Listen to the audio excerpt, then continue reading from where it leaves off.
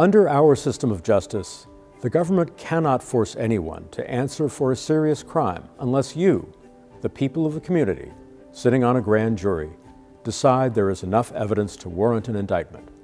It is you who protect the rights of both victims and defendants. I'm Chief Judge Rowan Wilson, and I'd like to thank you for your service to the community and the criminal justice system. In this brief video, we'll explain to you how the grand jury system works and what to expect. Historically, people in power could harass their enemies by putting them on trial for crimes even without a shred of evidence. That still goes on in many countries around the globe.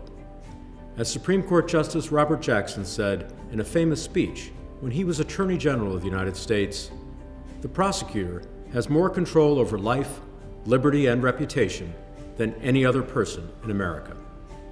But in the United States and the state of New York, we protect against prosecutorial abuse by requiring the prosecution to first convince a panel of regular citizens just like you, a grand jury, that there is probable cause or good reason to charge someone with a crime.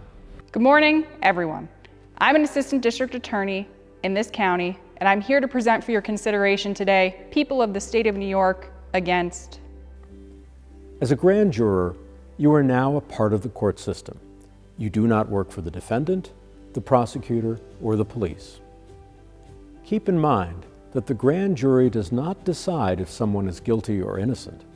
That question will be answered later by a trial jury. Your job is only to decide whether the police and prosecutor have enough evidence to charge someone with a crime and bring them to trial. The grand jury comprises no more than 23 citizens, and you will typically hear many different cases over a period of weeks or months. One of you will be designated foreperson, another as assistant foreperson, and a stenographer will be assigned to record all the testimony. You will choose your own recording secretary, and before getting started, you will be sworn to secrecy. Secrecy is essential for several reasons.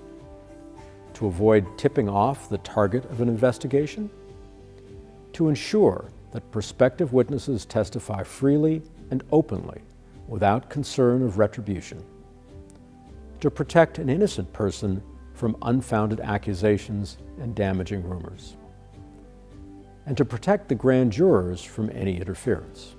Occasionally, the subject of a grand jury proceeding will testify or present witnesses.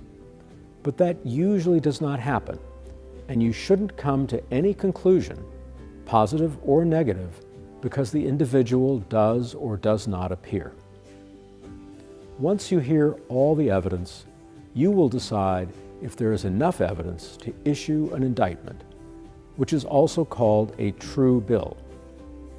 In order to issue an indictment, at least 16 of you must have heard the evidence, and at least 12 of you must agree that there is enough proof to warrant a criminal charge. If not, you will issue what's called a no true bill, and the charge will be dismissed.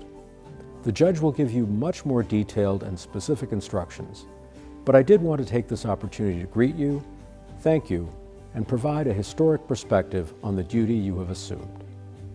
Grand jury service is one of the very most important parts of the criminal justice system. It gives citizens like you, instead of those with great wealth or political power, the decision of whether to prosecute someone for a serious crime. Without your participation, the rights and protections that our Constitution guarantees would be an empty promise. The lives of real people are very much on the line, and I cannot thank you enough for stepping forward to ensure that justice is done.